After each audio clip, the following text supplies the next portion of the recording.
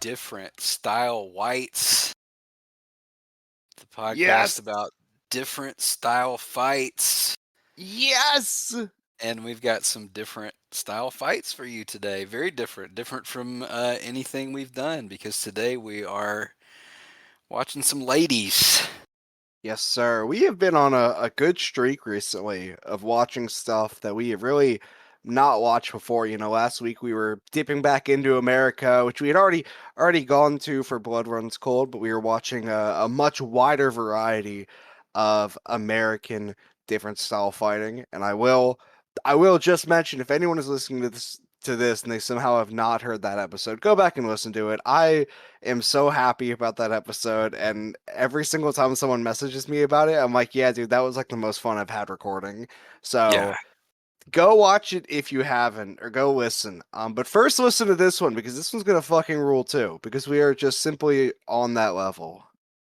Yeah, and 3 more super fun matches that are different from really, yeah, pretty much everything that's come before, other than the second one, which is very Yeah. classical and beautiful. But Yes. we're starting early. We're starting with Princess Mohawk versus Devil Masami from November 9th, 1981, All Japan Women. Yes, sir, we are. And A I match did that want has been to. sent to us many times. Yes, we have gotten added on Twitter about that one a lot. But I did want to ask, I don't know if you looked around for any info on Princess Mohawk, and if you did, if you found anything, because I tried, and I did see that she's a pretty tenured wrestler, and long time working in the 60s and 70s. But I found, like, that was really just from looking at her like numbers on Cage Match. I found basically nothing about her. Seems like she was just using the Princess Mohawk gimmick for like this one tour. Um, Yeah, and I have yeah, a decent amount of information about Princess oh Mohawk. shit, okay. Yeah, Princess Mohawk was a pioneering women's wrestler who I know she was involved in like bringing women's wrestling back to the state I live in Oregon. Um, Really? she started working out, I think, like in the '60s. Man, she was with Moolah for a while, but she had some disagreements with Moolah, and she really had a lot of disagreements throughout her career, because not only is she like an actual like pioneering women's wrestler and worked like really early All Japan women's stuff and like all over the United States, she also obviously is black, and she was openly gay, Oh shit, okay. Wow. which is which is part of what caused her issues with a lot of people. I can imagine, yeah. Specifically was a friction with, I think, Moolah. Yeah, you know what? Knowing Moolah, yeah, that makes a lot of sense. But I don't think at any point did I see that she had any boxing training. I did, like, it just happened to listen to an episode of the Portland Wrestling Podcast today with another early Portland women's wrestler, and she mentioned that when she was like training with Sandy Barr, that they did some boxing training. So maybe she got some of Oh, that in there. I'm not sure how much she really had, but it right. is. I think this is only the only time she's doing this Princess Mohawk gimmick, and she's got a mohawk and she's a boxer. That's pretty Yeah. much all I know about that gimmick. Yeah, well, that's awesome. Wow, holy shit. Yeah, kudos to her. She seems like she fucking rules, just from hearing all that. And also from watching this match, because she is great here. Like, very obviously, I feel like probably not any, like, I mean, even without finding information, I had a very strong feeling that, like, she probably was not like an actual like Yeah, boxer. she Like, she has one of the she most interesting boxing stances yeah, I've ever seen. incredible stances, a couple really incredible punching styles, such as the Yeah. double punch to the stomach. But like, she also is like great at throwing all these like crazy ass punches and selling her ass off whenever Masami fights back. Yeah, you can tell for sure that she is like a trained wrestler. And even the punches and stuff are like, her standing punches are sometimes just like rabbit punches because she's sort of doing what Willem Ruska did, where her stance is like no stance. She has Yes. like her, or it's like a 1890s. She's like her shoulders are hunched, her arms are like touching her sides. She's Yeah. she's not really moving. She's not really bending her knees. But her best punches are like when she's punching up from her knees, like a wrestler would Yes. do on a comeback, Yeah. or or when she throws like the big, like hammer down as like a big, high spot type punch. That's when Yeah. her punches look the best. But she's awesome here, and of course, her opponent is one of the great wrestlers, Devil Masami, who is like kind of, I think maybe I wish we had a lot more of these. I'm gonna say that more. Yeah. I'm gonna say that two more times, but I wish we Yeah. had a lot more of these because I think she's such a great like different style fighter because she's the not to the degree she would be later, but she is like always coming forward and you can't kill her. So she's Yeah. just like eating the punches, but she also does like classical professional wrestling technique. Yeah. Yeah, no, she is fantastic here. I mean, fucking Devil Masami, she's fantastic everywhere, but like especially here, there are matches we've even talked about them on the pod before where wrestlers come in and, I mean, we've had a pretty high hit rate. Like pretty much everything's been great, but there are definitely guys that come in and do a little bit more or a little bit less depending on the situation. Whether or not they're just using their normal spots as like a way to fight back, usually a little bit more aggressively, or they're kind of going all the way in. Devil Masami kind of does both. She very much like works her own style, but she's definitely honing more in on like doing like these big slams, and she's busting out a lot of like judo techniques to try and like trip up Mohawk, which fucking again it is these matches are so simple when you focus on the difference between the two combatants. You got Princess Mohawk who is all punches, like just all punches, and fucking Devil Masami who is using almost exclusively grappling. I'd say like 80% grappling to fight back. Um, and But it's she like is it's so it's good. not like it's grappling like waist locks and Yes, like wrist locks and right. stuff, which is and Yeah, fireman's carries into dude. into stuff. The reverse bear hug to start the match is such a crazy tone setter. Yeah. I loved it because I was like, you know what? Yeah, if a boxer got put into like a rear waist lock, and it's a waist lock, it is in theory a real hold. It's just nobody uses it as that because we're so deep in the hole at this point. But if you're a boxer, you got no wrestling training, and credit to Mohawk, who is again a tenured fucking like long lasting pro wrestler. She sells it like she's never even heard of a waist lock. Like she is dying from that. It's so good. And I did some math on this because we were watching like I was watching it and I was like, okay, this is obviously like I think she had just won her first like tag titles with Tarantula or something here. This is Right. pre like big scary devil. I mean, she's already scary. She's Yes. 19 here.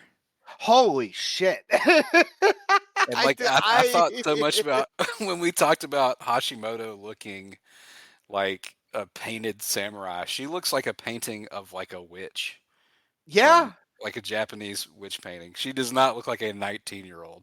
And she's like No. 5'6", but she feels 8 feet tall.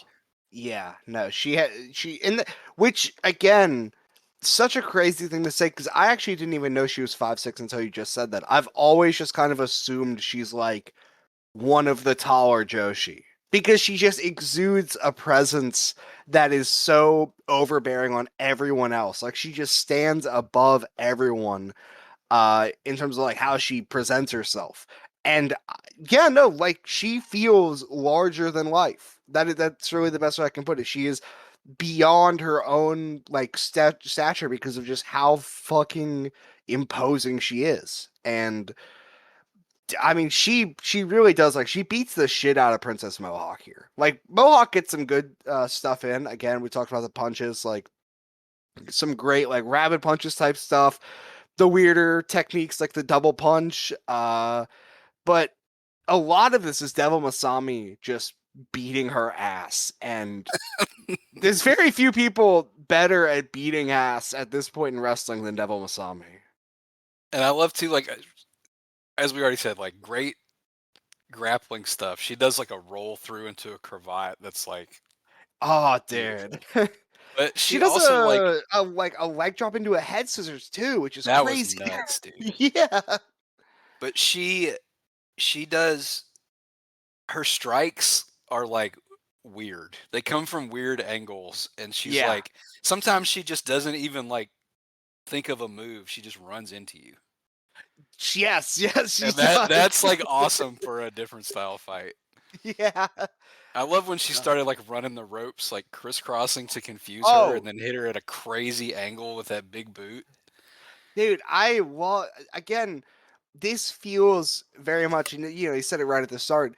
Devil Masami going at Mohawk and just using like the bare bones wrestling techniques to completely like disassemble her because you know, in the context of this, Princess Mohawk is a boxer who has no wrestling experience, so it makes sense that she would be completely taken aback by fucking rope running or completely over like taken by a rear waist lock. Like it makes complete sense, and Mohawk, Sandy Parker, again, like a 20-year vet at this point, nearly a 20-year vet, and she is playing it so well, and Masami is doing everything so well, and it works.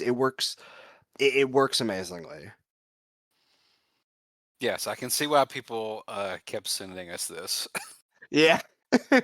And again, we've said it already, like Sandy Parker, great, but this is just another of many examples where you just type Devil Masami into YouTube and you'll see her just be one of the best ever. Yeah. I should have scrolled down to see if there was any comments from that one guy who just comments Devil Masami on YouTube.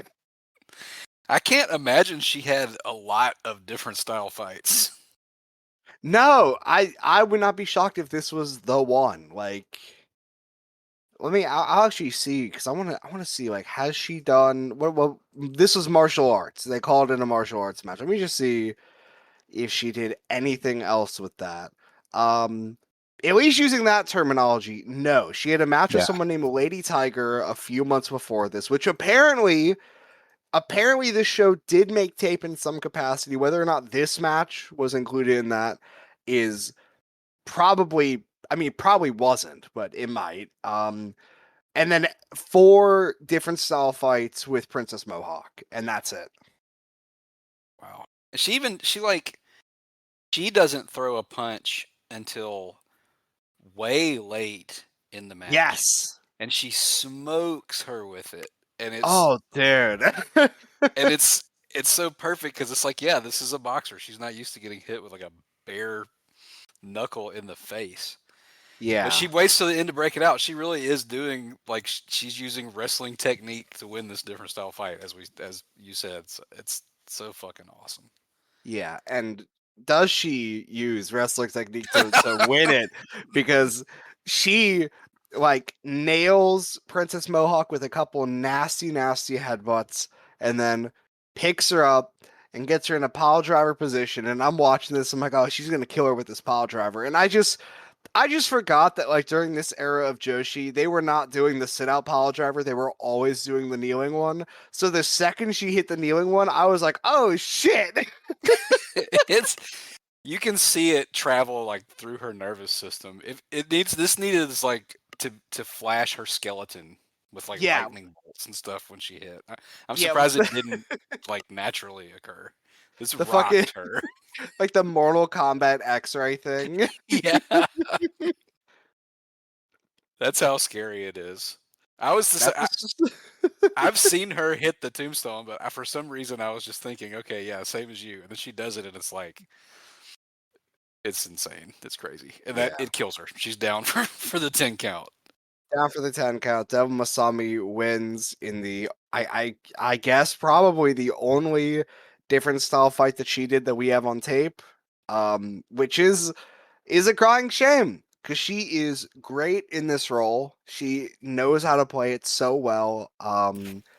And it is, we're doing a whole episode on women's different style fights. There are really not a lot. There's a reason why we're dedicating a whole episode to this the same way that we do with like the American ones. There are very few, and of the ones that there are, um, I will say I did a lot of watching to like figure out a match list for this. A lot of like the '90s AJW stuff because they had like a whole martial arts division. Um, a lot of it just does not fit the bill for what this actually is because a lot of it's just kind of wrestler that is kind of kicky but just does the same exact kind of match. So it feels more just like a normal AJW match, but someone kicks a little more.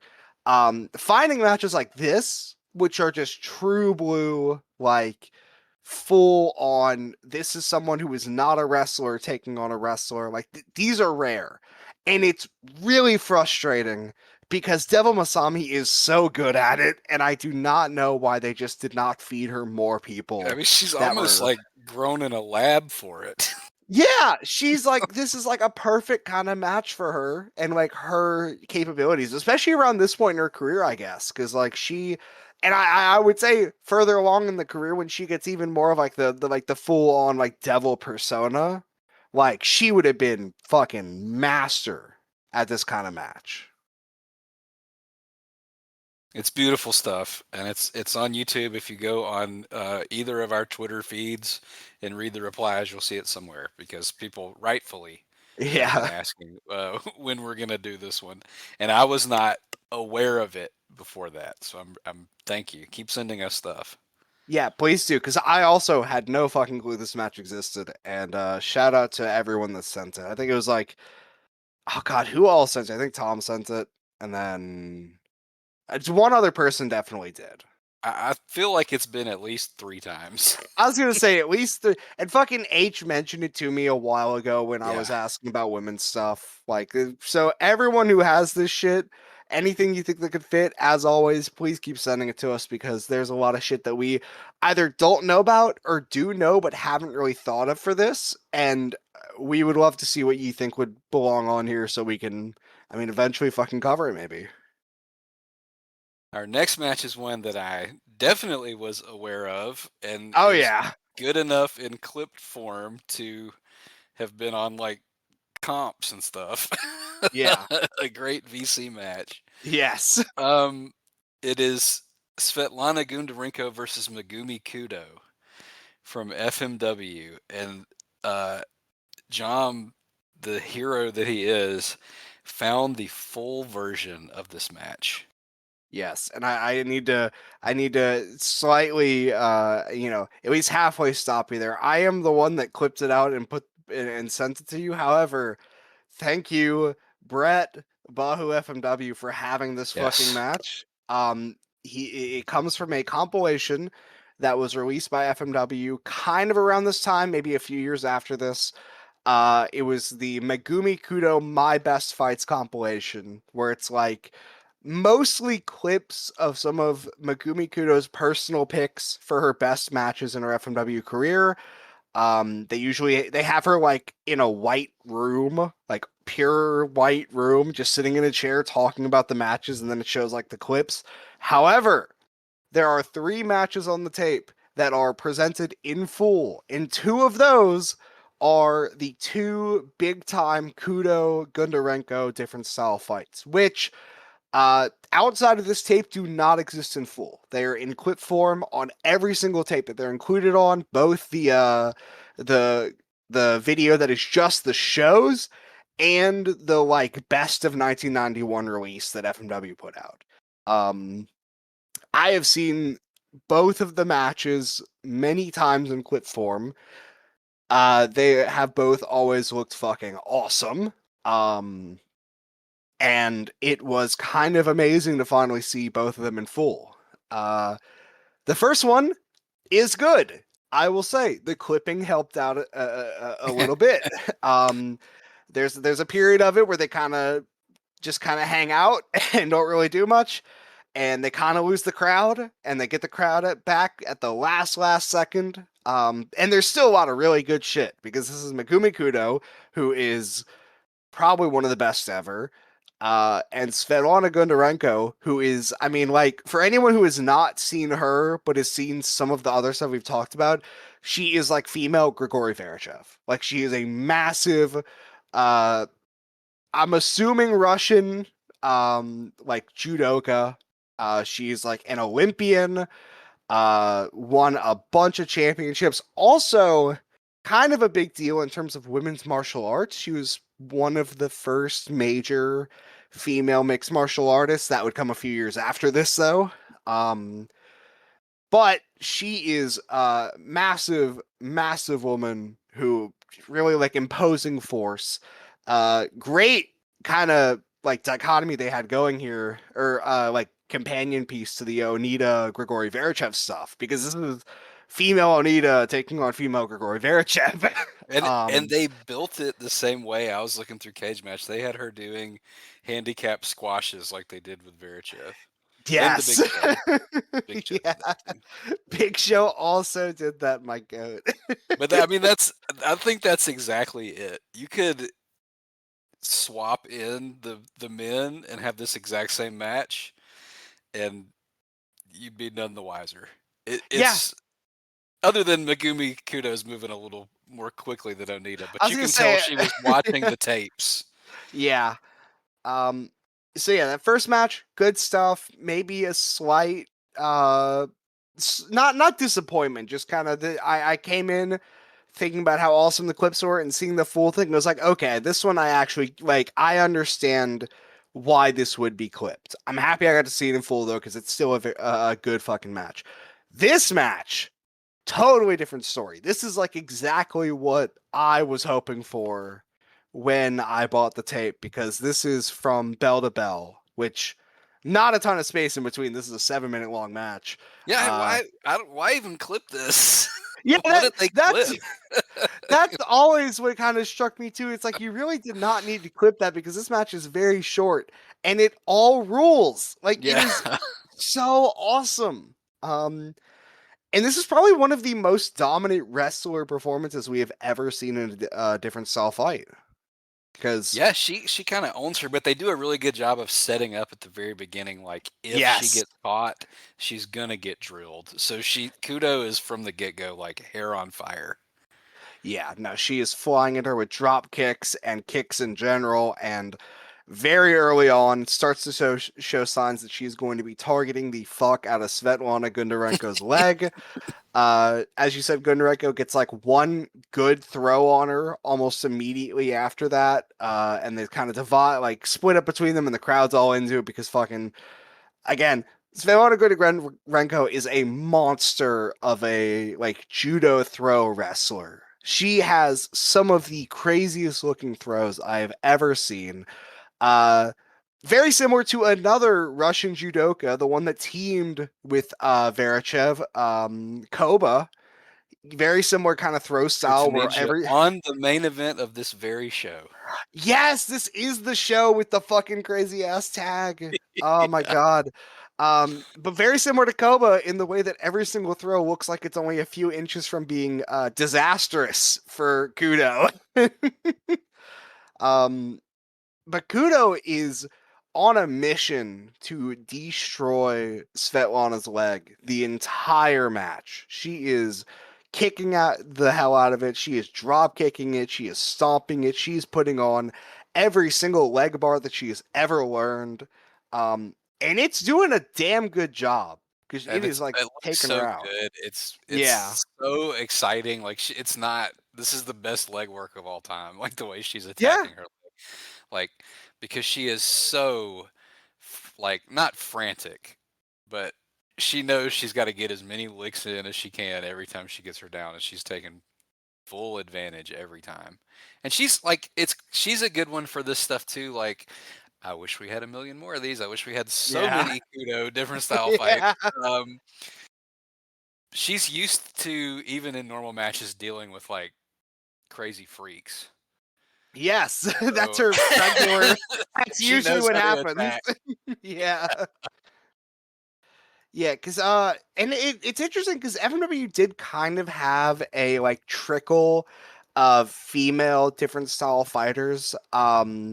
there was this one named like Chris Cruz Christopher or something. I don't even remember how to fully spell it, but she was like a female boxer who came in and did some stuff. I think pretty funny enough, I'm pretty sure it's around the same time they brought in oh fuck. Who was it? A dude that beat Ali. Oh God. Leon Spinks. Leon Yeah. Spinks.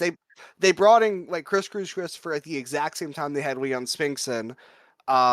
So like again, they could have Kudo facing the proxy of whoever Onita was facing. Perfect. It It's is. It perfect. It's is too so bad she didn't perfect. start in '89. Oh my God. she It could have she got a would have karate. been. Oh my God, they would have found it would she would the karate fighter they would have found would have been like the best wrestler ever too. I'm like certain of it. Oh my God. But she is she is so good at this kind of match because she is a plucky underdog who is incredibly scrappy in the way she fights back.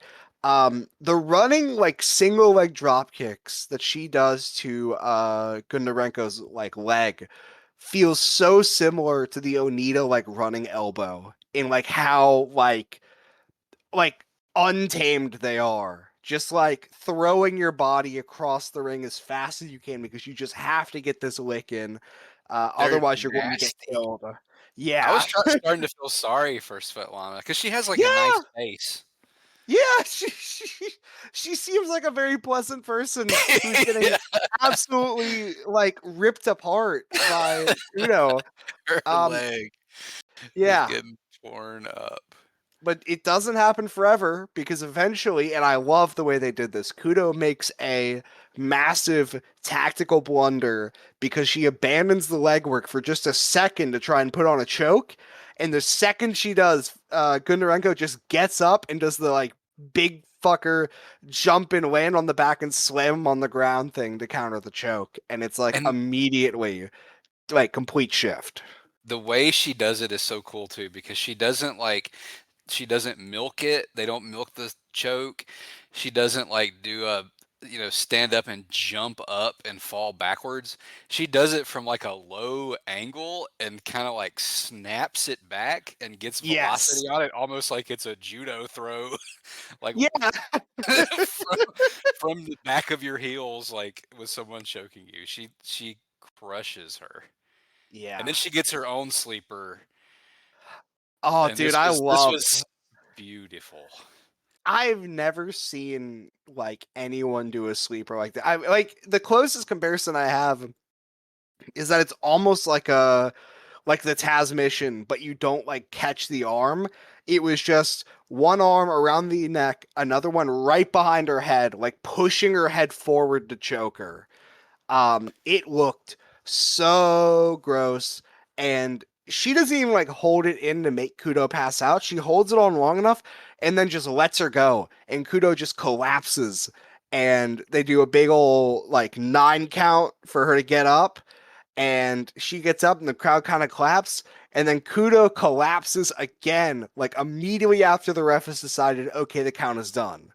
So they have to do another count for her, but they like it's just yeah, that kind of gets the crowd because the crowd, I will say, very slightly kind of seemed to taper off during the legwork, which I get because some of the stuff was held in for a little bit. Again, I think it was all really great, but I get why, in especially like this FMW and in this environment, they might like slightly lose the crowd. But them doing the like just barely survive the count and then fall over again thing like totally woke the crowd back up. They're back in for the rest of the match. It's And good brilliant, thing and too. it's brilliant. That's like such a great thing to break out in a different style fight is a sleeper and just drop them when Yeah. you when you choke them out, and then yeah, it's also the perfect hold to do that where you stand up on 9 and then like go down again. And she sort of does like it's like a flare flop or a Valentine flop, but Yes. she does it like it's the different style fight version where it's just like 20% more natural. Yeah. And I that was so great. I love that so much. She Yeah. she And really is the that female Onita, man. Yeah, dude, That's a she move he is. would pull. He probably was It's like jealous. so hardcore, like over the top dramatic. And I love it so much because that's the type of shit that you need to do in these kinds of matches. Like you gotta milk it. Like you have, and I've kind of tried to think about how like why it is that way. Because in theory, we're talking about some wrestling that is being presented as very legitimate. Usually, a lot of the time, it is because you have the one person who is like a full-on fighter, and then you have the wrestler who's trying to use like wrestling techniques to overtake someone who is a like actual like killer. Um, but in a lot of these matches, I think it's because you have that premise that you can really get away with a lot of like over the top dramatics because it's like it's so grounded with the actual like action that you can really take it far away. And the ones that do the best at it, like Onita, are the ones that take it all the way. And Kudo is totally in that same mindset. And I know he was smiling, or probably he was actually crying because he's Onita. But right after this, she stands up and gets the fucking backdrop, dude. Dude, From death to the backdrop backdrop. on fucking big ass Goundarenko, who is like 6'5" and like fucking 200 something. uh Complete monster. And Megumi Kudo is, I don't actually like, in my head she's like 5'3". Like Yeah. I just imagine her because she's always fighting these big monsters like Shark and Combat and Svetlana. She's 5'4", 132 pounds. So Goundarenko has over a foot of height and probably over 100 pounds of weight, and she gets a backdrop on her, and it looks nuts. It's so crazy. And I also just want to go back to Devil Masami being 5'6". How much bigger does she feel than Megumi Kudo when she gets 10 Dude, inches taller? dude, she feels She like just she has towers that over her. much presence. Yeah, She's that's a demon, man. that's the But super heel right there. yeah, Kudo also rules, and she's so great here. And then she gets up on the top rope and does Oh, the flying cooter bomb, I guess would be the the way to describe what that it's was. the fucking it's the Shiro Koshina. Shout out to another legend of Yeah. the different style fighting, Shiro Koshinaka flying hip attack. Nearly spikes herself on her head from the way she hits it. Looked like it almost ended in tragedy, but it like completely takes out Goundarenko. And she's down for a little bit.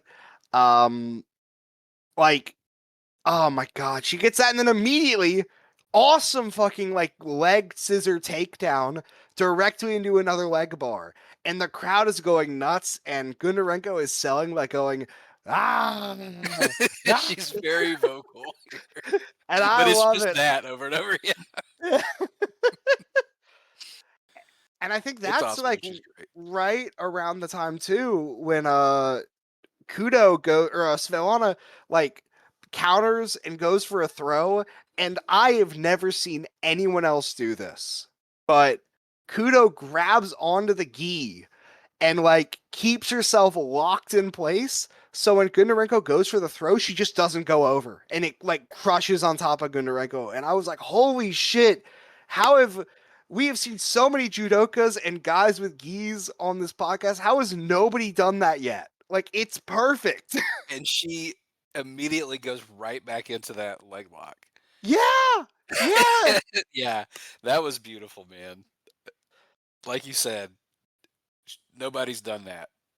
No, no, and that is around the time I think right after the leg lock, she puts in a dragon sleeper, and the crowd they give it to us. They start chanting "Karose."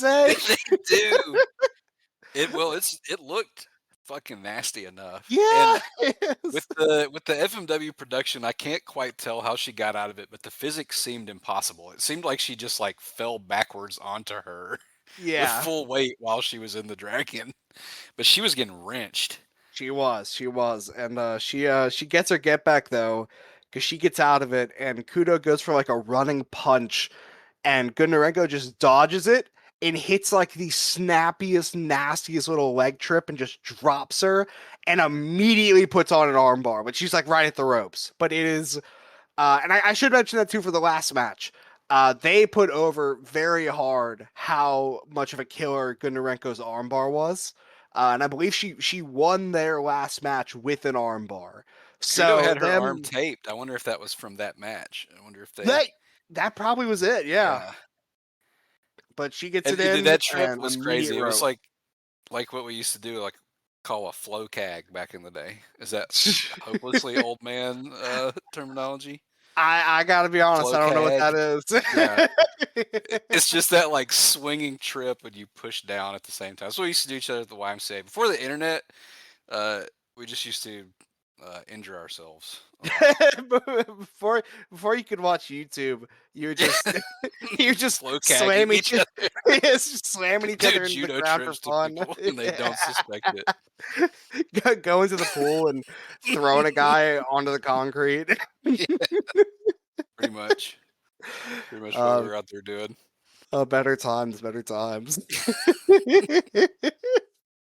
um, And Kudo gets like one last gasp going for the knee and then yeah, just gets urinagi'd into another dude. dimension. The first one that Goundarenko hits is like awesome. Great throw. The second one she hits, again, just like Koba, like 2 inches off from Kudo landing directly on the top of her head. It was so scary. And it goes directly into an armbar in the middle of the ring. And Kudo is so. I mean, listen, same thing with Masami. Even if Kudo did more, she had more different style fights with different people. She did not have enough, and we do not have a footage. We do not have footage of enough because the way she handles this armbar is like perfect, like a slow, like within 10 seconds, just losing the grip that she had on her hands, like trying her hardest to like not let the armbar go in, and then it just snaps back and fucking Goundarenko has it deep wrenched in, and that's it. And they had him fully back because when she's fighting that armbar, there's Kudo, Kudo, like Mm-hmm. loud chants. They're Yeah, so into it. we should have had a million more of these. Ideally, we would have had her get like a whole arc like Onita did, because she would really only get like some matches when Onita was facing someone himself. Uh, and Onita had like a whole like legion of guys that he would face over the course of a couple years, and a bunch of matches with them. And Kudo really did not get that, and she should have, because she is so good at it. And I mean, again, another one of the greatest wrestlers ever. She's good at everything, but like she's so excellent at this kind of match, and it makes me very sad that this is like some of the only stuff that we have from her doing this, because I mean, I just don't know how you see this and don't immediately want to book her doing like 10 more. And clip it. Yeah, it actually give it to us instead of giving us like 2 minutes of it. The match, dude, it's a 7 minute match, and we've only had 3 minutes of it until now. What the And shit? again, the 3 minutes were good enough to where like this is not a completely obscure match. Like people know about the clipped version of this match. Dude, the 3 minutes were good enough that before I knew Bahu had the full versions, I was still considering talking about it on the pod. That would have been like Yeah, the first clip match we ever talked about, and I, I was really planning to. I put it on that FMW playlist, and I am pretty staunchly anti-clipping, but I was like, it's Yeah, undeniable. yeah. But I'm so happy it delivered on like pretty much all Yeah, levels. Fantastic, fantastic match. I love it. And then Kudo gets pissed after the match and tries to continue to attack the leg anyways, which is such a shitty thing to do. It'd be one thing if she got mad and like tried to like hit her, but the fact she continued to target the leg post match is like so scummy. yeah. Especially since you got beat fair and square there, Yeah, there was Megumi. like no denying it. There was no like reason to say, oh, this wasn't fair. Like, no, it was totally above board. It was just yeah, no, and it's such a crazy thing to see, because I've never seen Kudo be that shitty, and I was like, wow, what a way to sell frustration, just completely like fucking target the injured leg post. Like, that's a heel move. That's a heel fucking Yeah, move. she might have been concussed, and then the match was over from that second throw than the end that she landed on her fucking brain. Yeah. Speaking of shit that we're sad we don't have more of, are you going to talk Holy, about one of the greatest matches ever? dude. Okay, yeah, for real. More clipping discourse too. Sorry.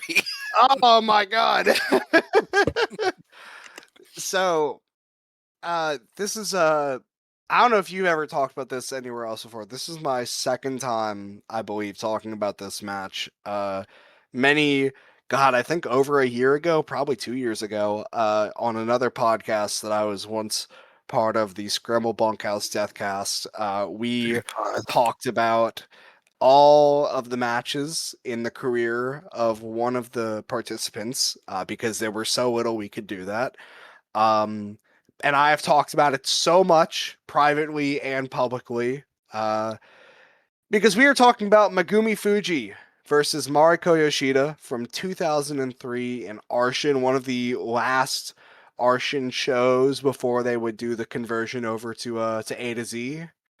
Um, Which I makes mean, this like, feel like even more of a miracle that it happened yes, because yeah, we're like very deep. We're at the dying days of the like Lioness Oscar Rossi vision for Arshan. This yeah, feels much more like something that would have happened 4 years before. yeah. No, we are like literally we're 2 shows away. I'm pretty sure. Yeah, yeah.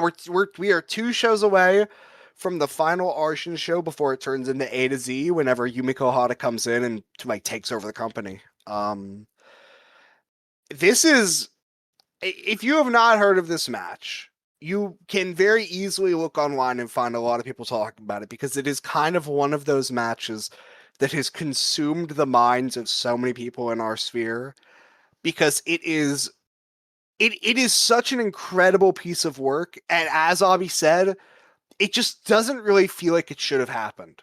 Um, for anyone that's listening and is not aware, Megumi Fujii, at this point in time in 2003, she is arguably the greatest women's grappler on the planet. She has won championships in judo, sambo, BJJ. She is far and away the best grappler in Japan, probably in general, not even just in terms of women. Yeah, Um, I read that she started training judo at 3, and it yeah, shows. yeah. Um, and she's also 1 year away from making her MMA debut. And the reason most people know about Megumi Fujii is because she is quite possibly the greatest women's MMA fighter of all time. Like, bar none. She has a 26-3 record. She only lost in like the last period of her career. Like that was it. She went on like a 7-year win streak, having fight after fight where she mostly won in the first round via submission, which is winning in the first round, not unheard of. Winning in the first round by submission consistently is fucking psychotic. Like that's not normal. Like winning within a minute with a hold. That doesn't happen. Um, but you watch this match and you totally get how it did because Megumi Fujii is a savant of the mat. Like a freak of nature when it comes to takedowns and holds. And there's like nobody she could have faced that would have been better than Mariko Yoshida.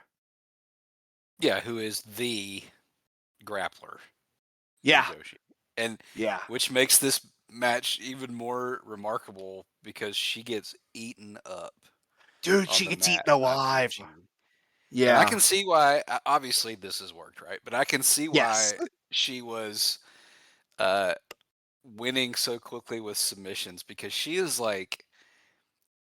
relentless and she never fucking stops moving. No, And you can never see that once. it's like starts to irritate Yoshida like pretty Yeah. early on. It like wears her out. She actually like I would say she gets blown up because Yoshida is also probably one of the best conditioned wrestlers like ever. She could probably wrestle for like a year straight and be fine. But like she like mentally is getting worn out by the Fujii tactics. And it's so clear because she keeps like trying to battle her on the mat and she holds her own. Because again, Yoshida is at this point in time and probably in general the best grappler to ever exist in Joshi. Um, but even considering her like pedigree in that regard. Like Fujii is, I mean, I said it, she's eating her alive. Like they're doing like mount work, and Yoshida is like hunting like around trying to find like a side choke, and Fuji is doing like full rotations around her body to put on her own side choke, and it just, you watch it and it does not make sense, but you know that it totally like it's real. Like that she really just did that, but it just does not, it doesn't seem like someone should be able to move like that. It's it's like impossible to, like, if we were a worse podcast and we were just like going like literally move for move, it would be impossible to do. You can't do that for this match because I don't know how It's to describe half the shit she did. it's like, and before I get into it, because it made me think of it, why are we not recruiting every sambo practitioner in the world to professional wrestling? Because it clearly gives you like a pro wrestling third eye to Yeah. be a sambo practitioner. Between, Yeah. because what I was gonna compare it to was like the Volkan Kiyoshi Tamura matches. Like Yes. you can't, but except it's happening like twice as fast. Yeah. No, exactly. I will say similarly, I was thinking of another like pairing in the same way while watching this. I was actually thinking of the Murahama Hoshikawa matches. The West, not because of like the grappling, because obviously completely different scenario. That's like the striking heavy one. Um, but it was like it just watching this match got me thinking. It's like, what was it like being there at the time watching this, and then around the same period, like within a few years of this, you saw Murahama come in, and this is a like Fuji is a very interesting presence because she is a like fusion with the sambo and the BJJ and the judo that like you have never seen before, and she feels so beyond like a lot of like the more one-dimensional stuff. Like we just talked about Princess Mohawk, and I said that she was great, but I also said that she was punches and that's it. Um, and that's great. I love that. But it's even like I was talking about this when we did the Murahama episode, it had to be so weird to see that for so many years, and it's great stuff, but then you see this generation of like different style that is so multi-dimensional, and like you see this and then you go over and see Murahama, who's a shoot boxer, and he's doing all that shit. It's like if I'm watching at that time, I'm thinking we're getting a whole new wave of these kinds of guys because they are freaks of nature. And obviously, Murahama, we talked about him at the time. He sticks around for the long haul, and he feels like such a big deal and like such a prodigy. That is the exact same way I feel about Fujii, but to like 10 larger magnitudes. Like she could have been the greatest wrestler ever. It and it because it's not only like finding her way into holds in the most insane ways. She's like getting in close with like rolls and cartwheels, and she does a Yes. like a she's it's almost like catch wrestling. She does like a double, she does like a body leg scissors and takes her Yes. down and gets like a heel hold out of it. Dude, So she's the the way she gets into heel holds the whole match, I'm fucked. psychotic, dude. Yeah. But I'm like, man, Samba must be like, I know she had other stuff, and she's like Yeah. a genius galaxy brain submission artist in Yeah. general. But like between her and Han and Sambo Osaka, they're doing like such different things.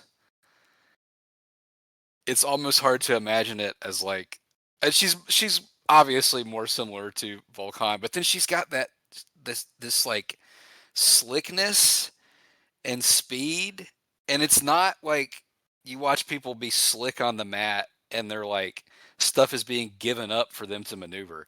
It's all like she's getting it like in struggle Yeah. and getting these holds out of like the most insane positions and also being flashy. Yes. And she's doing all this to Yoshida, who is, don't just take what we're saying and say like, oh, like Yoshida just kind of stood there and got grappled. No, Yoshida is fighting back on all of it. It's just Fujii is so beyond anything else that they have ever seen in Joshi or even in fucking wrestling in general that like as hard as you struggle, there's actually no way to fight back against like 90% of it. You just have to like hope you're close enough to the ropes or just find the one spot you can get out from. I did love what she did because early on, Fujii is going for the leg and the heel like a lot, and she comes back to it later.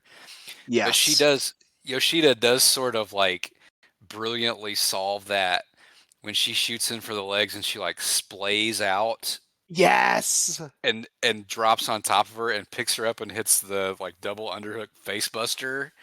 Yeah. Like she she's so good at showing that she's being frustrated on the mat and just like incorporating more of her like wrestling experience. Like there are times where she gets caught trying to match her on the mat, and that's when she's kind of getting owned and frustrated. When she does like more wrestling stuff is when she starts to like kind of hold her own. Yeah. I mean, like, I, and that brings up a good point too, because the other thing with Yoshida is that she is so good at like learning during the match. Because as you said, she gets hit with like two or three takedowns really early on that are like perfect, and Fuji gets in like a deep heel hook or like something like that, and it forces Yoshida like scramble to escape or scramble to the ropes. And then she goes, Fuji goes for one more takedown and fucking Yoshida stuffs it. And that's kind of what a lot of this match is Yoshida like taking Fuji's attacks as they come. And Fuji will kind of get in her head that she can keep doing something. And eventually the only reason Yoshida takes advantage is that she takes advantage of Fuji getting comfortable and like has learned from her mistakes and like counters using that. And God, I don't know how you see this and don't come away thinking that both of these wrestlers are like two of the best ever. I mean, this is like masterful stuff. I'm throwing that word around a good bit today because we're talking about a lot of really great Yeah, wrestlers. we We're have talking we about have talked about Masami some and shit. masters. Yeah, but these are genuinely like two of the greatest like grapplers that wrestling has ever seen. Um, and they do exactly what you want here. Like probably way more than you would have even thought of if you've never seen the match before. It's like shoot Yave. Yes. Oh my god, that's perfect. Yeah, exactly that. Like It's they will not let go of each other. it's fucking crazy, and I do love like the next thing for Yoshida to solve in round two, because the first round she's saved by the bell with an armbar, and this is when you notice that it's clipped. I will say this is some very artful clipping.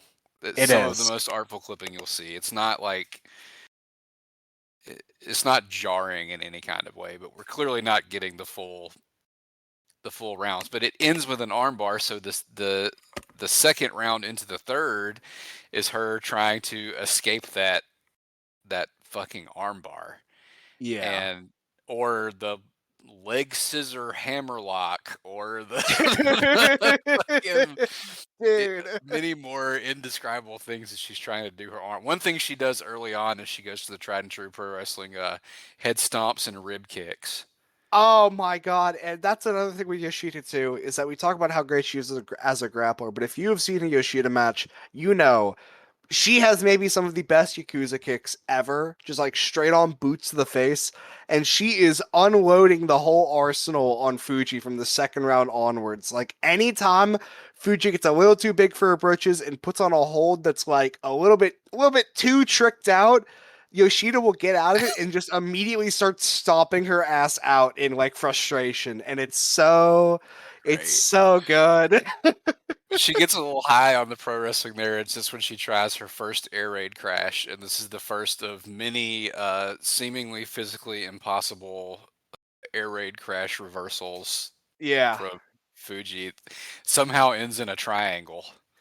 Dude, it's baffling. I truly do not understand. That is actually like even the second craziest counter too. Like it's not even the craziest Yeah, of the match. Like she gets that fucking like triangle in and Yoshida sells it big and then she counters by hitting a fucking power bomb into the corner. deadlift. deadlift and just starts punching and kicking. She like full on like closed fist punching and kicking the shit out of Megumi Fujii. I just um, wrote punchy big boot yeah, and because that's that kind of starts the beginning of Yoshida getting a little bit of control because she's like punching and kicking her, and then she pulls out this fucking like sideways suplex. It's like a German suplex if you were holding them from like a 90-degree angle. It is disgusting. And Fuji like rolls out of the ring and has to like recalibrate after that. That is like yeah. the most weakness she has shown in the match thus far because she The gets commentary crushed. keeps calling the Yoshida throws backdrops, but they're really not. They're No. again sort of impossible to describe. They're kind of inventing a new language here in Yes, this yes. match as we go along. This is new wrestling. This is wrestling you have not seen before. But Fuji She is like on her even after that because like she gets back in and just immediately puts in like this flash sleeper hold that I had to rewind like 3 times because I just did not get like how she got into it so quickly. oh, that reminds me of something we did not talk about in the first round, where she choked Yoshida with her own arm. Dude, like the cutthroat camel clutch. What the fuck? Like I looked away for like a second and I looked back and I was like, what the fuck is this? Here it's a more traditional back sleeper, but she's got it locked in like dead center ring. And another thing that sort of starts to like shine through here is that Yoshida is like just stronger, Yes. like physically. So she gets out of that, and then Fuji hits a fucking Hurricane Rana into a half crab into like a leg lock or a heel hook or something. I couldn't figure out exactly what she had going on there, but Yeah. And you like you hear like Rana in the half crab heel hook thing, and you probably imagine she hit the Rana and then like rolled back into the thing. No, that's not what happened. She hit the Rana and then just magically appeared in the position to put the hold in. Like yeah. it's there was no like Minoru Tanaka style spin around or like the shit that like Hidaka was doing at one point. Like there was it wasn't like a very big showy flashy like Rana into a hold.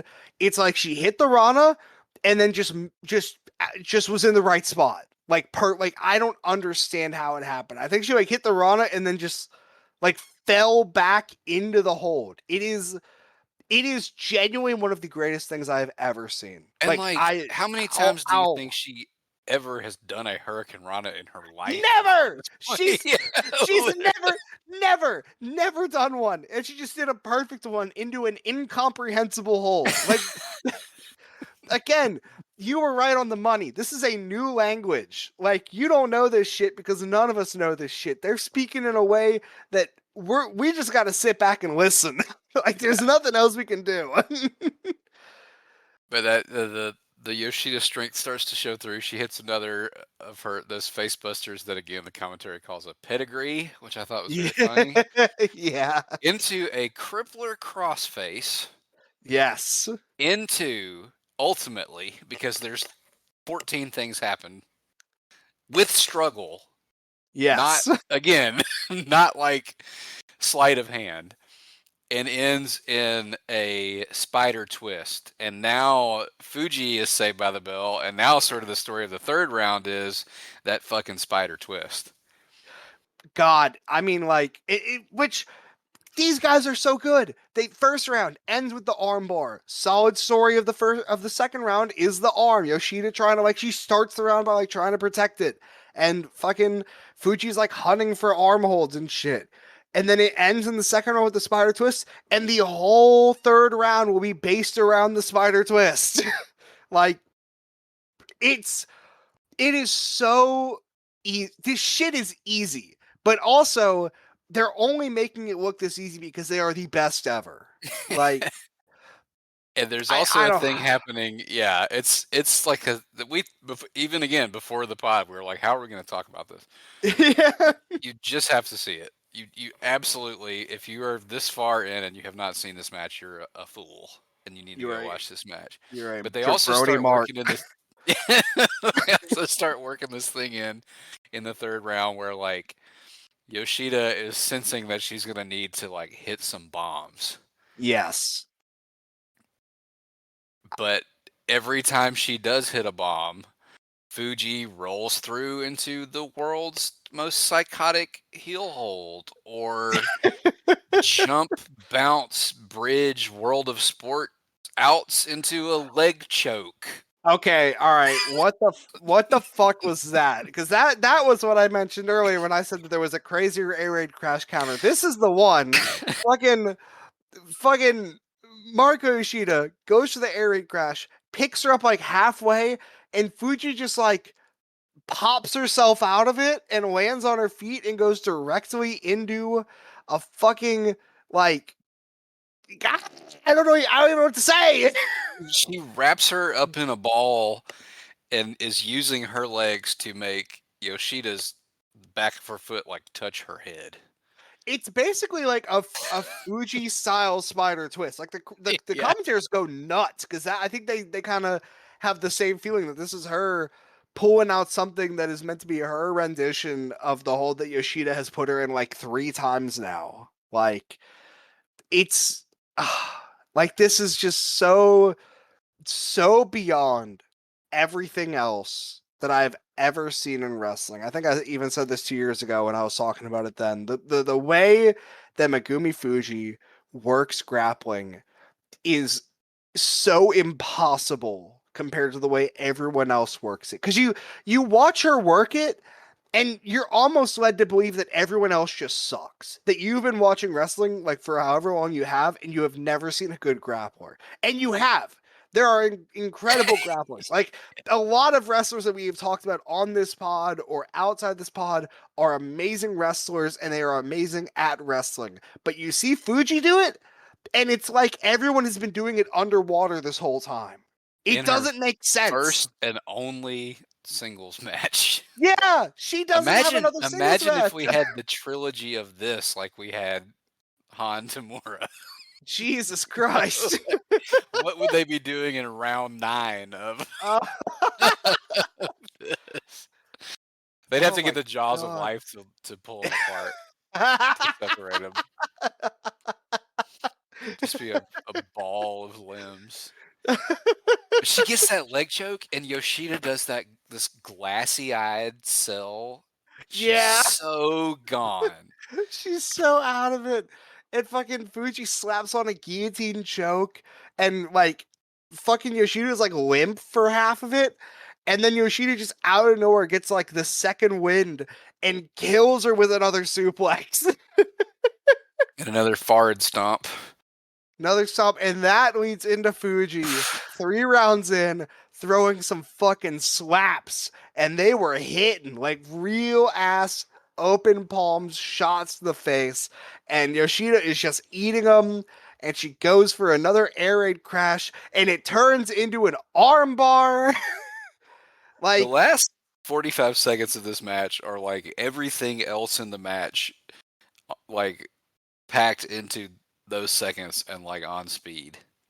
I was gonna say, you watch this match and you think that everything you're seeing is like the fastest and most complex grappling you've ever seen, and then they get to the last like, as you said, like last 45 seconds, and somehow now they're going double the speed of that. Like it doesn't. This match just doesn't make sense. It is like one of the best matches ever. It just doesn't make sense. And ultimately ends in what we have already established, that pinfalls can end the match, even though we're on rounds Yes. in a different style fight. In the second attempt on like a backslide flash pin, and Yoshida barely escapes, like only because she has literal years of experience, and this is Fuji's first match. And You it's turn that, such you a like change that ratio even a little, oh and yeah, she's yeah. toast. And it's crazy too because the finish is like she gets the backslide in and she's got her shoulders down, but you can see that even as she's getting pinned to lose, Fuji is trying to find a way to turn it into like a triangle choke. Like The only reason Yoshida won is that she had the wherewithal and the experience to know to hold her shoulders down no matter what. If she had slipped up even the slightest bit, that would have been a triangle choke, and who knows if she would have gotten out of it. Like, and I'm talking about this shit like it's real now. I'm going, I love this Yeah, match. yeah, that's the beauty of this program and different style fights in general is you can work me into a shoot, even in something this complex and flashy and fast paced. Yeah. I mean, genuinely, like we said it like 10 minutes ago, but if you are not already watching this match, what the fuck are you doing, man? Like, this is 3 rounds, less than 15 minutes long. And not only should you watch this match, you should watch her entire career because the other two matches that she worked are on YouTube. Like, you can watch the entire pro wrestling career of Megumi Fujii in less than an hour, which is as cool as it is fucking frustrating. Like, Some I people are get it. saying tragic. I totally get it. 2000s Joshi is a fucking wasteland. Like, we started talking about this match by establishing that Yeah, Arsion was about to turn into A to Z, which was like the worst thing that ever happened to it besides Rossi Ogawa existing. Like, it's shit is dire. There's a reason why probably who would have been the second greatest grappler in Joshi history, uh, Animal Hamaguchi's daughter, I think it's Hiromi Haraguchi. Or Hiromi Hamaguchi, she wanted to be a pro wrestler. And Animal Hamaguchi told her that it was an awful idea because when she wanted to get into it was the 2000s, and Joshi wrestling was a fucking wasteland. yeah, He it's was the like, dark age. yeah, he was like, you are better off sticking with the amateur stuff and just doing like working at a gym and getting the sponsorship stuff. Do not become a wrestler. It's not worth it. Um, I'm sure that that was probably the same mentality that Megumi Fujii had because she very clearly likes wrestling based on the fact that she came back and did it 2 more times. Um, but I'm she gonna does not go going to pro. assume she had watched a fair bit because she is, Yes. or maybe not. Maybe that's why she's Yeah. she's doing it this way. But she But was fucking incredible at it. I know that. she's incredible, and it is heartbreaking that we have so little of her wrestling because as I said earlier, like if we had a like if we had a Volcon like level of career, like not even a long one, just one that's like more than 3 matches, like a double digit match count, there's probably an argument that she's one of the greatest women's wrestlers ever.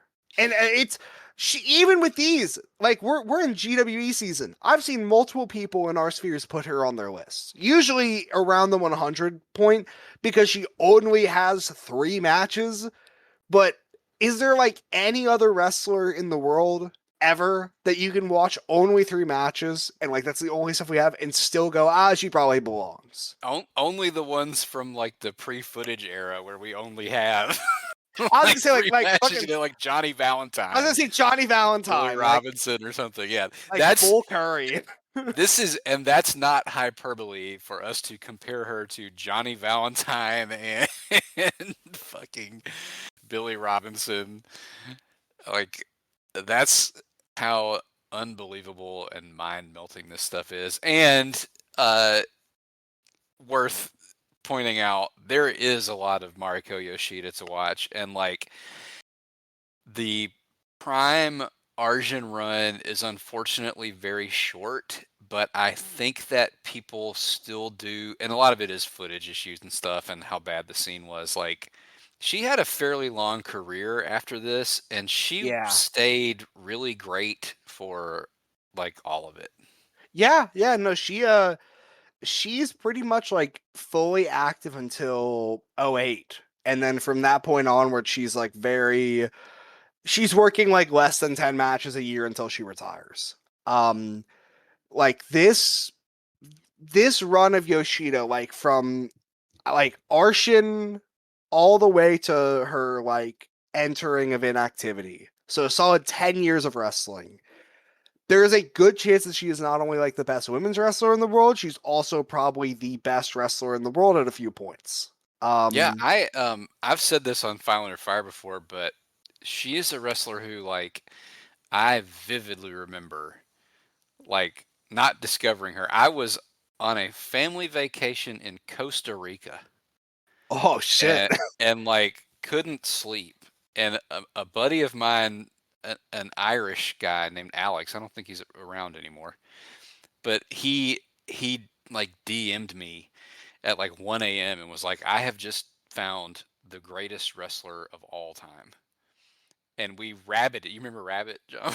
Is that Yeah. before you? Oh, oh no, I remember Rabbit. I remember Rabbit. Yeah. That was like the thing before Carackle for a short Yeah. period. We Yeah. stayed up. I stayed up all night, like having a full day of like outdoor Costa Rican adventuring the next day, watching Mariko Yoshida matches and just like having my mind melted. Yeah. She really is one of the best ever. She's on my list, and I wish she were higher. I wish that yeah, Rossi didn't exist, and that like the original version of Arsion was allowed to continue because I feel like maybe I'm talking out of my ass that from like a business standpoint, it was working. So not to like detour, but it was kinda. So it Arshin was a very weird company because it had a way it presented itself in the ring, and then it had a way it presented itself Yeah, outside of the ring, and they were in such conflict for so long. Um, that's yeah, yeah, and fucking a lot of that is because of Rossi. Uh, it's also very slightly to blame because of Aja Kong because she and Rossi have a very weird business like partnership in Arshin because they start out on good terms and like kind of working together with it, and then they have a big falling out like kind of early on, like within like yeah. two or It's three very years. short into it. It's all the Ayako Hamada stuff and the Yeah, girl groups. That's what I mean. That like, I feel like the Aja vision early on was like a hot. I mean, I'm not basing that on business. I'm basing that on just like the eye test of seeing like full yeah, buildings go crazy for this stuff. So yeah. I No, could be very wrong. I could be talking out of my ass, like I said, but it's just because I'm bummed that we only yeah, got that real. You can watch like peak Arshin in a week, yeah, yeah. unfortunately, Yeah, I and was gonna do it. say, You should do it. It's well worth it. There's a ton of great matches and great wrestlers. yeah, dude, fucking, you're gonna watch that shit and you're gonna walk away thinking, "Gammy is that good? Like, what the fuck?" The Like, comedy wrestler Gammy is like one of the great prodigies yeah, in like the you history watch of it. grappling. Okay, like person, like I'm gonna you mentioned the Costa Rica thing. I don't have the exact same experience of knowing the exact point I was at, but I was in like senior year of high school. I think it was early into the pandemic. It was whenever fucking everything was shut down and I was just hanging out at my house before I went off to college. Um and I was starting to watch the Arshin stuff, and I had only seen some of the Yoshida stuff. Like I had seen the Hiromi Yagi matches, and I had seen like some tags. I had seen some stuff Aja Kong had done. But I was not so tapped in with like everything else. And I started watching, and there was a few wrestlers that I got really into, like fucking Candy Akutsu. I was like, wow, you are one of the best ever. What the fuck? Um, like Yumi Fukawa, Ai Fujita, shit like that. But then I saw Mikiko Futagami, and I had seen Gami before then, and I thought she was fun, but like comedy, and she could kick ass but usually didn't. And then I watched her here under like her shoot name. She is maybe the only wrestler that you can like say is arguably as good or better at grappling than Yoshida. She is a monster on the mat. She is unbelievably Yeah, good. she's having classics like immediately upon her debut. She has a match with Michiko Omakai like a month Oh, into Arshin what existing, a and it is great. like one of the craziest fucking matches you will ever see. Like, yeah, so go watch all that Arshin shit. I Yeah, I we got think off track, but I love Arshin and I love to talk I about it. And I also have to I cannot, it's like a verbal tick, have to also shout out Rie Tamada in Arsion, Yeah. who is like maybe the rawest mid card wrestler of all time for Yeah. a year and a half. Yeah. And fucking all the young people, like Ayako Hamada is like maybe somehow even a bigger prodigy than like everyone else. Like the only comparable prodigy is Megumi Fujii in terms of Arshin debutees, or the other one, Akino, who is also Yeah, free. Fucking yeah, watch Arshin. Just go. still That's wrestling. that's Yeah, the takeaway. Just watch yeah. Arshin. And when you get to A to Z, turn it off. Fucking turn it off. I'd there's say there's a couple right good around the matches, but time that yeah, watch. Yeah, I was gonna say when Lioness Asuka shows up, but you still have the great LCO stuff after Lioness yeah. Asuka shows up. I So mean, that's the thing too. Is A to Z is actually like not irredeemable. Like there's some fun stuff in there. It's just the spirit is gone. Like Aja Kong leaves in 01 and the writing is on the wall. And the fact they made it to 03 before such a big change is kind of a miracle because like almost immediately there's a spiritual like shift. Like there's I still a lot think of great stuff. Like Hota Hamada's actually great. shows up on this at the end of this match. If you Oh my watch like the god. full like show of this, I think the post match of this is like Hota showing up. Wow. That wow. Wow. Yeah, just So yeah, this is miraculous in every way. yeah, this match is incredible. All three matches we talked about fucking ruled. Um I if anyone listening has more female matches that you think should be considered different style fights, please send them to us. I am so game to do another episode like this. Um this is just this is what we got right now and I actually do need to hear from the people if there's more that you can think of because I'm grasping at straws otherwise, but I do want to do something like this again because I mean this shit ruled. All this shit ruled. Um yeah, watch all this and watch Arshin, bitch. We got taken over by the spirit of Dom for We, a little. we did. We really did. Want to do a question or comment or two here? Yeah. Let Okay. me see. I do see that there is a message that we got that actually kind of relates to Sambo. So that might be worth looking at. It's Dokamoy. I do not know this person. I assume you do. Yes, yeah, really cool person, and Yeah. a loyal listener. I'll shout out. Dokamoy says, I had a piece of useless trivia that you might be interested in. It's a bit pedantic, but technically speaking, Sambo Osaka is wearing a kurtka and not a gi. At least I'm pretty sure it's hard to imagine. It's hard to be confident given the video quality. A Sambo kurtka is basically the same as the judo gi, except it has this sort of pleat thing at the shoulders, which, as I understand, is a pretty strong grip for a lot of throws. And they always wear shorts when they train and compete, which is presumably why Oscar wears shorts in his matches. Oh shit! Okay, that makes Yeah, a lot of sense. I mean, I just thought he was a big sweaty guy and he I would needed to say let he's the an airs breathe. overgrown child. Yeah, yeah. And Oh, Dokumoy also included a picture of Fedor in the Kurtka for us to see, and that's all. If you want to just send us pictures of Fedor, you can do that too. oh, dude, we love to get that. I would love to see that. Yeah. Wow. Okay. That is awesome to hear. I did not realize that it was a different thing. Thank you for saying that. You mentioned it's a bit pedantic. I don't give a shit. That rules. You don't got to worry about being pedantic with Yeah, us if you and know I something. will say too, Dokumoy was like very gracious after and saying like, I have learned so much from listening to your podcast that I just thought I would Aw. chunk that in there, which is cool. Aw. Very Yeah, cool no, to hear. similar to the thing of send us matches, if we ever say shit and we aren't like fully like knowledgeable about it, at least personally, and I know Aubie feels the same.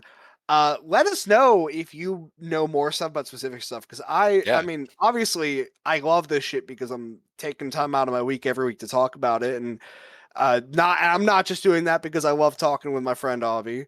Although I would still do it if that was the only reason. Um, fucking if you know some shit, we would love to learn it. And Thank you so much for saying this, and thank you so much for listening. I'm happy you're enjoying it. Thank you. Yes.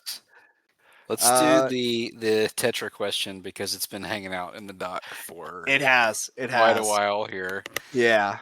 Tetra asks, who would you two say has the biggest hit rate and the worst hit rate in terms of good fights out of all the different style fights that you've covered? We sort of talked about this when we did our rundown of like the best matches that we've talked about. I don't know if anybody has like a worst hit rate. I feel like Yeah. even the silly stuff we've watched has been like pretty awesome. Yeah. Yeah, no, I think best we did kind of mention at the time. I mean, personally, I'm thinking Aoyagi or Onita. Oyagi and Onita, those are the two to me. Yeah, like they're just so unbelievable at it. In terms of worst, as Aubie said, it's kind of hard to say because we've watched mostly shit that rules, and I don't even think there's really anything we've watched that I could say didn't rule. I guess this. Oh, so we have not talked about this match, and it's not even his fault. Tarzan Goto is a little bit iffy. Um, he has a match with this guy named Soul King. Uh, it's not really good. I think many moons ago we got a couple questions asking about when we're going to do bad different style fights, and we were pretty adamant about not for a while because we're having fun watching good stuff. But I think I even mentioned there the Soul King match. It is sadly just not really good. Um, and I guess because of that, I would say that means that Tarzan Goto is the most iffy and kind of has the not the best range of quality. But that's not even his fault. That's just kind of because Soul King kind of sucks. All the other different style fights that Goto has had, from the tags that we talked about and the Farragem match, that rules. The match with Leon Spinks, um, I was very heartbroken to learn that one of our close friends did not like it at all because I actually liked that match a good bit, but Yeah. I get why he didn't like it. Um, and eventually, we are probably going to dip into the idea of different style death matches, and Goto has one in particular that is fantastic. So I guess he's the least consistent, but it's not his fault. And that's only relatively to all the people we've talked about that are like Yes, yes, really fucking great at it. yeah. Awesome. Do we have a plan for next week, or we? I think we might. I whenever we do kind of like the multi-episode ones, I always kind of stop and think about have we done enough recently to justify like enough like individual episodes to justify doing a longer one. Um, but I have been sitting on wanting to do this one for like legitimately like since the beginning. And I think it's about time we get to it.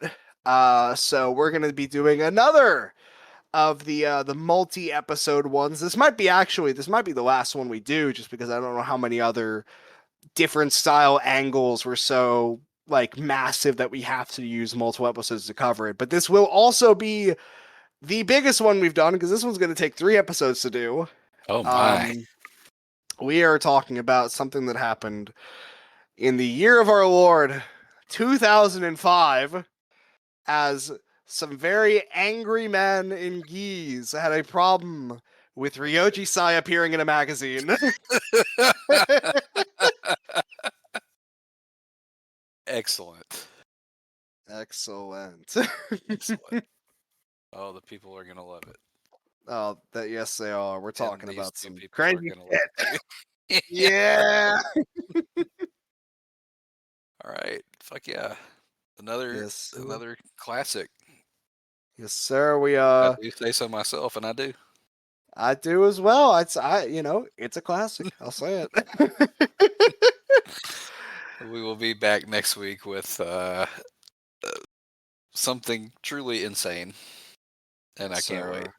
Yeah, we hope to see you then. Bye. Goodbye.